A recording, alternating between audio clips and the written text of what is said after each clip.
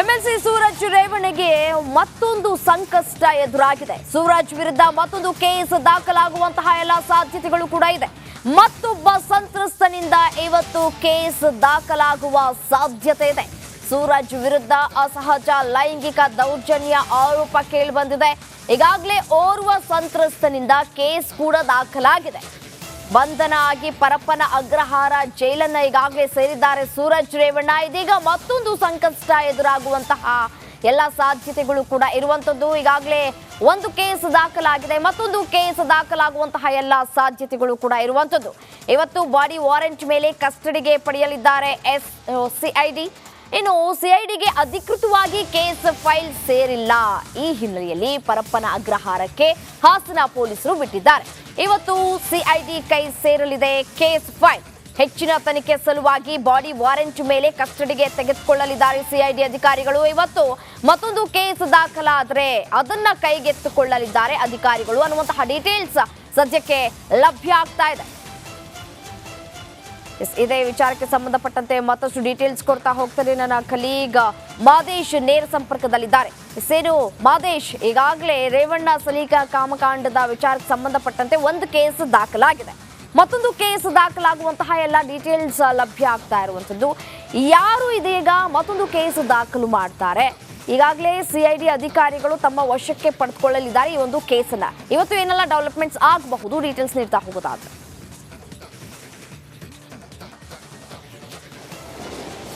ರಮ್ಯ, ಈ ಒಂದು ಪ್ರಕರಣ ದಾಖಲಾಗ್ತಿದ್ದಂತೆ ಸಾಕಷ್ಟು ಅನುಮಾನಗಳಿತ್ತು. ಅಂದರೆ ಹೊಳೆನರಸೀಪುರ ಪೊಲೀಸರು ಮೊದಲು ಹಾಸನ ಪೊಲೀಸರಿಂದ ತನಿಖೆ ನಡೆಸಿದ್ರು. ಈ ಬೆನ್ನಲ್ಲೇ ಈ ಬಗ್ಗೆ ಅಂದರೆ ಓರ್ವ MLC ವಿರುದ್ಧ ಈ ರೀತಿಯಾದಂತಹ ಒಂದು ಪ್ರಕರಣ ದಾಖಲಾಗುತ್ತೆ, ಆರೋಪ ಕೇಳಿಬರುತ್ತೆ ಅಂದರೆ ಸರ್ಕಾರ ಕೂಡ ಅದನ್ನ ನಡಿ ಈಗ ಶುರು ಮಾಡೋಣ.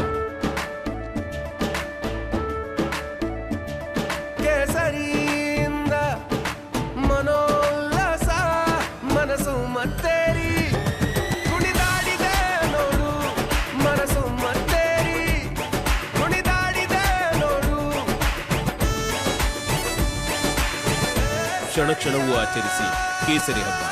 ವಿಮಲ್ ಬಾಯಲ್ಲಿ ಹೇಳಿ ಕೇಸರಿ.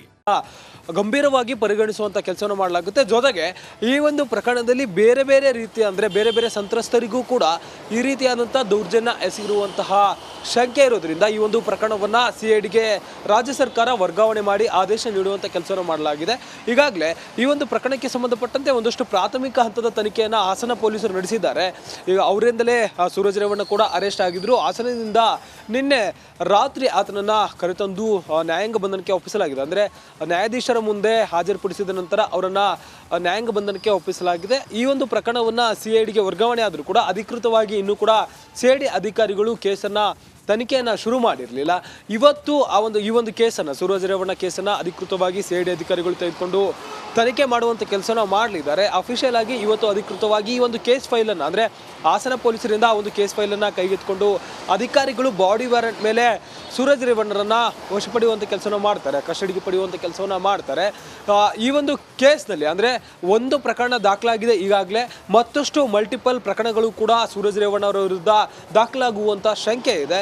ಈಗಾಗಲೇ ಓರ್ವ ವ್ಯಕ್ತಿ ಅಂದರೆ ಸೂರಜ್ ರೇವಣ್ಣ ಜೊತೆ ಈ ಮುಂಚೆ ಇರುವಂಥ ವ್ಯಕ್ತಿ ಸೂರಜ್ ರೇವಣ್ಣ ವಿರುದ್ಧ ಮತ್ತೊಂದಷ್ಟು ಗಂಭೀರ ಆರೋಪಗಳನ್ನು ಮಾಡಿ ರಿಪಬ್ಲಿಕ್ ಕನ್ನಡಕ್ಕೆ ಹೇಳುವಂಥ ಕೆಲಸವನ್ನು ಮಾಡಿದರು. ನನ್ನ ಮೇಲೂ ಕೂಡ ಈ ರೀತಿಯಾದಂಥ ದೌರ್ಜನ್ಯ ಆಗಿದೆ, ಬೇರೆ ಯಾರಿಗಾದರೂ ಕೂಡ ಈ ರೀತಿಯಂಥ ವಿಚಾರದಲ್ಲಿ ಯಾರು ಕೂಡ ಹೆದರಬೇಡಿ, ನಿಮ್ಮ ನೋವನ್ನು ತೋಡ್ಕೊಳ್ಳಿ, ಕಾನೂನು ಇದೆ, ಕಾನೂನು ಅವರಿಗೆ ಶಿಕ್ಷೆ ಕೊಡುತ್ತೆ, ನಾನು ಕೂಡ ಕಂಪ್ಲೇಂಟ್ ಕೊಡಕ್ಕೆ ಹೋಗ್ತೀನಿ ಅಂತೇಳಿ ನಿನ್ನೆ ಎಕ್ಸ್ಕ್ಲೂಸಿವ್ ಆಗಿ ರಿಪಬ್ಲಿಕ್ ಕನ್ನಡಕ್ಕೆ ಮತ್ತೋರ್ವ ಸಂತ್ರಸ್ತ ಹೇಳುವಂಥ ಕೆಲಸನ ಮಾಡಿದ್ದ.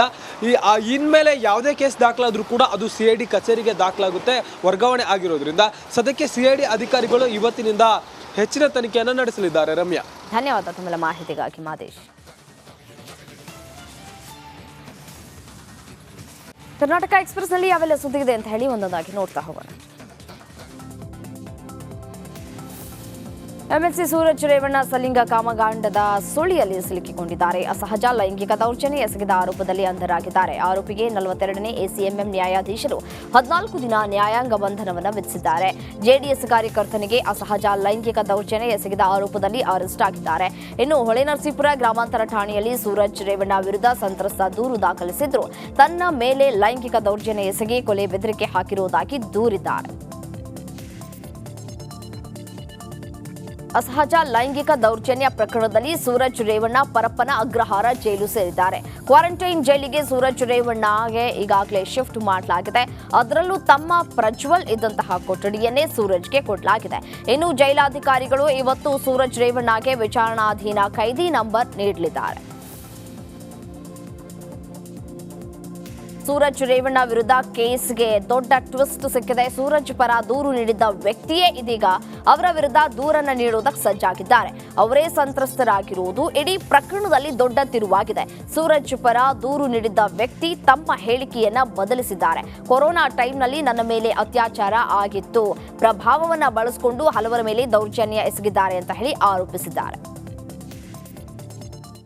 ಯಾವ ಹುಡುಗರಿಗೂ ದುಡ್ಡು ಕೊಟ್ಟು ಆ ಥರ ಮಾಡಿರೋದಲ್ಲ. ಇದು ರಾಜಕೀಯವಾಗಿ ಇದು ಮಾಡ್ತಾ ಅವ್ರಿಗೆ ಗೊತ್ತಿಲ್ಲದೇ ಆಗಿರೋಂಥದ್ದು, ಎಲ್ಲ ಹುಡುಗರಿಗೂ ಆಗಿರೋಂಥದ್ದು. ಅವ್ರಿಗೆ ಈ ಥರ ನಡೆಯುತ್ತೆ ಅಂತ ಗೊತ್ತಿಲ್ಲದೆ ಹೋಗಿ ಸಿಗಾಕೊಂಡು ಸರ್ ಏನು 25 ವರ್ಷ ಇಲ್ಲ ಏನು ಮಾಡೋಕ್ಕಾಗೋದೇ ಇಲ್ಲ. ಮನೆ ಲಾಕ್ ಆಗಿರ್ತವೆ. ಒಂದು ಅವ್ರ ಪವರ್ ಬೇರೆ ಇದೆ, ಅವ್ರನ್ನ ಎದುರಾಕೊಳ್ಳೋಕ್ಕಾಗಲ್ಲ. ಬಂದು ಈಗ ಏನು ಮಾಡೋಕ್ಕಾಗತ್ತವ್ರು?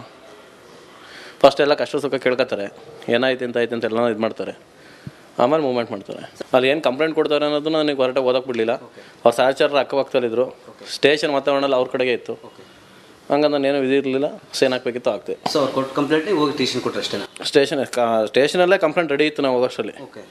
ನಾನು ಸೈನ್ ಹಾಕಿದ್ದು ಕೊಟ್ಟಿದ್ದು ಅಷ್ಟೇ. ಇಲ್ಲ ಯಾವ ಹುಡುಗರಿಗೂ ದುಡ್ಡು ಕೊಟ್ಟು ಆ ಥರ ಮಾಡಿರೋದಲ್ಲ ಇದು. ಸೂರಜ್ ರೇವಣ್ಣ ಪ್ರಕರಣ ವಿಚಿತ್ರ ವಿಕೃತ ಅಂತ ಸಚಿವ